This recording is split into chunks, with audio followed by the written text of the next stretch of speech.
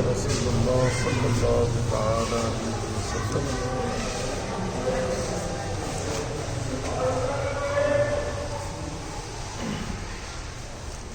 آج کا بیان ہے علم اور علماء اکرام کے تعلق سے۔ دونوں کا ذکر قرآن کریم میں ہے، اور اللہ تعالیٰ نے دونوں کے تعلق سے قرآن کریم میں فرمایا قُلْ هَلْ يَسْتَوِي الَّذِينَ يَعْلَمُونَ وَالَّذِينَ لَا يَعْلَمُونَ۔ اے نبی آپ فرما دیجئے کہ علم والے اور بے علم دونوں برابر نہیں ہو سکتے۔ وَلَا الظُّلُمَاتُ وَلَا النُّورُ، جس طریقے سے اندھیرا اور نور دونوں ایک جیسے نہیں ہیں، اسی طریقے سے علم والا اور بے علم دونوں برابر نہیں ہو سکتے۔ حدیث پاک میں اللہ کے نبی صلی اللہ تعالی علیہ وسلم نے علم کو روشنی قرار دیا ہے اور جہالت کو ظلمت اور تاریکی قرار دیا ہے۔ علم کی روشنی سے آپ جہالت کی تاریکی دور کریں گے، اور جہالت کی تاریکی دور کر کے اپنے آپ کو صحیح راستے پر گامزن کر لیں گے۔ حدیث پاک میں اللہ کے نبی صلی اللہ تعالی علیہ وسلم نے فرمایا طلب العلم فریضۃ علی کل مسلم۔ علم کا سیکھنا ہر مسلمان، عاقل، بالغ، مرد، عورت سب پر فرض ہے۔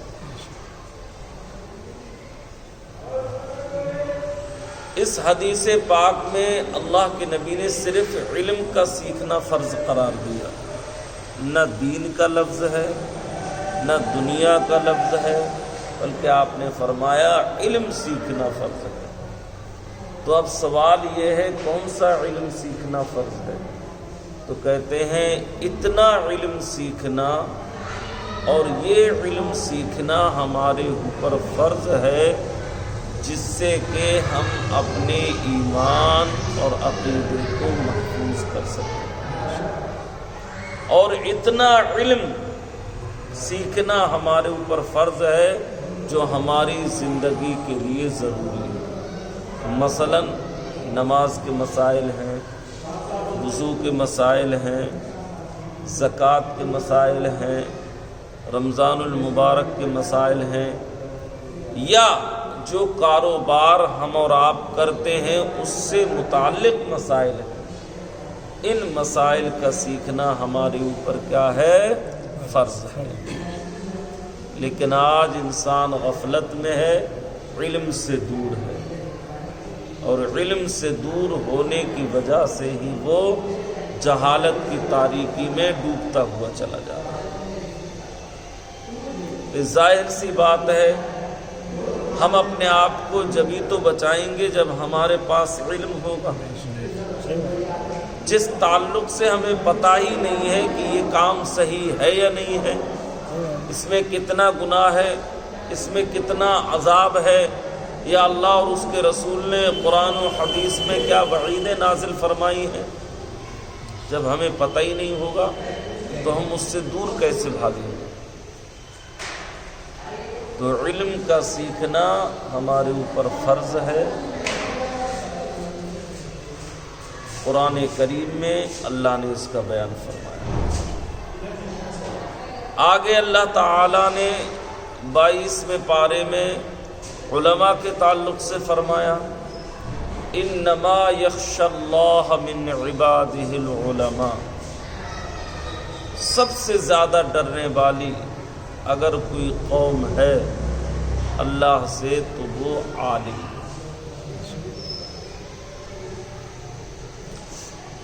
یہاں سے ایک بات ذہن نشی کر لیں، قرآن کی تفسیر اور احادیث کریمہ کی تشریحات سے یہ بات واضح ہوتی ہے کہ عالم وہی ہے کہ جس کے دل میں اللہ کا خوف ہو۔ ہزاروں کتابیں پڑھ لے، سینکڑوں ڈگری حاصل کر لے، اگر اس کے دل میں اللہ کا خوف نہیں ہے، شریعت کا عامل نہیں ہے، تو وہ عالم کہلانے کا حقدار نہیں ہے۔ عالم وہی کہلائے گا جس کے دل میں اللہ کا خوف ہو، شریعت کی پاسداری ہو، اور ایسے ہی علماء کے تعلق سے اللہ نے قرآن میں فرمایا انما یخشی اللہ من عبادہ العلماء، کہ سب سے زیادہ ڈرنے والی ذات اللہ سے کس کی ہے؟ علماء کرام۔ تو آج کا جو بیان ہے وہ علم اور علماء کے تعلق سے ہے۔ عن انس قال قال رسول اللہ صلی اللہ تعالی علیہ وسلم طلب العلم فریضۃ علی کل مسلم وواضع العلم عند غیر اہلہ کمقلد الخنازیر الجواہر واللؤلؤ والذہب، رواہ ابن ماجہ۔ یہ حدیث ابن ماجہ شریف اور مشکات شریف دونوں کتابوں میں موجود ہے، اور اس حدیث پاک کے راوی حضرت سیدنا انس رضی اللہ تعالی عنہ ہیں۔ حضرت انس نے کہا کہ اللہ کے نبی صلی اللہ علیہ وسلم نے فرمایا علم کا حاصل کرنا ہر مسلمان مرد عورت پر فرض ہے، اور نااہل کو علم سکھانے والا ایسا ہے جیسے خنزیر یعنی سور کے گلے میں جواہرات، موتی اور سونے کا ہار پہنا دیا ہو۔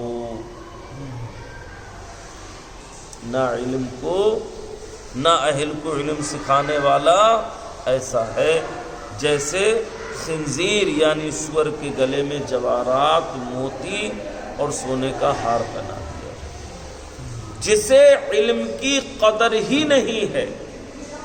جس طریقے سے سور کے گلے میں موتیوں کا ہار کوئی فائدہ نہیں دیتا، اسی طریقے سے نااہل جسے علم کی قدر نہیں ہے، آپ نے اگر اسے علم سکھا بھی دیا تو وہ اس پر عمل کرنے والا نہیں ہے۔ حضرت ملا علی قاری رحمت اللہ تعالی علیہ اس حدیث شریف کی شرح میں فرماتے ہیں کہ علم سے مراد وہ مذہبی علم ہے جس کا حاصل کرنا بندے کے لیے ضروری ہے، جیسے خدا تعالی کو پہچاننا، یہ علم سیکھنا ہمارے اوپر ضروری ہے۔ اس کی وحدانیت، اس کے رسول کی نبوت کی شناخت اور ضروری مسائل کے ساتھ نماز پڑھنے کے طریقے کو جاننا، اس لیے کہ ان چیزوں کا علم فرض عین ہے، اور فتویٰ اور اجتہاد کے رتبے کو پہنچنا یہ فرض کفایہ ہے۔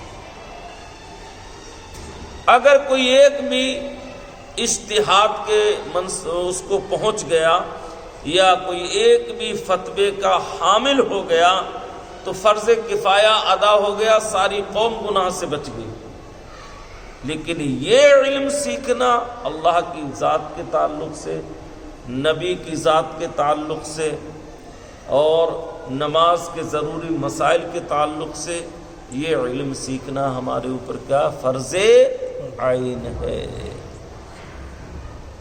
اگر ہم نے یہ علم نہیں سیکھا اور پھر ہماری نمازوں میں غلطیاں ہوئیں، کوتاہیاں ہوئیں، اور اللہ نے قیامت کے دن ہمارے منہ پر نمازیں مار دی، اور آپ نے یہ کہا کہ اللہ ہمیں علم نہیں تھا، تو اللہ تعالیٰ آپ کا یہ عذر قبول نہیں فرمائے گا۔ وہ کہے گا کہ میں نے تو علم سیکھنا فرض کیا تھا، تم نے میرے اس فرض کو بھی ادا نہیں کیا۔ لیکن ہمارے پاس ٹائم کہاں ہے علم سیکھنے کا۔ شاہ عبد الحق محدث دہلوی علیہ رحمت والرضوان اس حدیث کی شرح میں مشکات کے اندر ارشاد فرماتے ہیں، اشعۃ اللمعات یہ شاہ عبدالحق محدث دہلوی کی کتاب ہے جو مشکات شریف کی شرح ہے۔ یعنی علم سے مراد اس حدیث میں وہ علم ہے جو کہ مسلمانوں کو وقت پر ضروری ہے۔ مثلا جب اسلام میں داخل ہو تو اس پر خدا تعالیٰ کی ذات اور صفات کو پہچاننا، رسول اللہ صلی اللہ علیہ وسلم کی نبوت کو جاننا واجب ہو گیا۔ ہر اس چیز کا علم ضروری ہو گیا جس کے بغیر ایمان صحیح نہیں۔ اور جب نماز کا وقت آیا تو اس پر نماز کے احکام کا جاننا واجب ہو گیا، اور جب ماہ رمضان آ گیا تو روزے کے احکام کا سیکھنا ضروری ہو گیا، اور جب مالک نصاب ہو گیا تو زکوٰۃ کے مسائل کا جاننا واجب ہو گیا، اور اگر مالک نصاب ہونے سے قبل مر گیا اور زکوٰۃ کے مسائل کو نہ سیکھا تو گنہگار نہ ہوا۔ کیوں نہیں ہوا؟ کہ ابھی اس کے لیے ضروری نہیں تھا اس کا سیکھنا، جب مالک نصاب نہیں ہوا۔ اسی لیے میں نے پہلے کی بات میں حج کا ذکر نہیں کیا، اس لیے کہ حج کے مسائل سیکھنا جب ضروری ہوگا جب ہمارے اوپر حج فرض ہوگا، لیکن نماز تو بالغ ہوتے ہی فرض ہو جاتی، اس لیے نماز کے مسائل کا جاننا ہمارے اوپر فرض ہے۔ رمضان بھی بعد میں آتا ہے، ہو سکتا ہے رمضان نہ ملے، بالغ ہونے کے بعد سال پورا نہ ہو پائے، اسی لیے محدثین نے خاص طور پر نماز کا ذکر کیا کہ اس کے مسائل کا جاننا ہمارے اوپر فرض ہے۔ چونکہ بالغ ہوتے ہی سب سے پہلے کلمہ پڑھنے کے بعد، ایمان میں داخل ہونے کے بعد، مسلمان ہونے کے بعد یا بالغ ہونے کے بعد سب سے پہلا جو فرض ہے وہ ہے نماز۔ اور جب عورت کو عقد میں لایا تو حیض و نفاس وغیرہ کے جتنے مسائل کا زن و شوہر سے تعلق کا جاننا واجب ہوتا ہے، اسی طریقے سے ہر چیز پر آپ قیاس کریں۔ آپ نے کپڑے کا کاروبار کیا تو اب کپڑے کے کاروبار کے تعلق سے آپ کے مسائل کا جاننا آپ کے اوپر واجب ہو گیا۔ آپ نے سلائی کا کام کیا، کھیتی باڑی کا کام کیا، تو جو کام بھی آپ کریں گے اس کے مسائل کا سیکھنا آپ کے اوپر ضروری ہو جائے گا۔ اس لیے کہ اگر آپ نے مسائل نہ سیکھے تو آپ سے کوتاہیاں ہوں گی، خطائیں ہوں گی، غلطیاں ہوں گی، اور پھر آپ گنہگار ہوں گے، بجائے ثواب کے اللہ کے ہاں آپ کو کیا ملے گا؟ عذاب ملے گا۔ تو اللہ کے نبی صلی اللہ تعالی علیہ وسلم نے اس حدیث میں ایک چیز کا ذکر اور فرمایا کہ نا اہل کو علم سکھانے والا ایسا جیسے سور کے گلے میں موتیوں کا ہار۔ یہ بہت بڑی بات ہے اگر ہم غور کریں۔ اگر ہم نے علم سیکھا ہے تو ہمیں علم سیکھنے کے ساتھ اس پر عمل کرنا ہوگا۔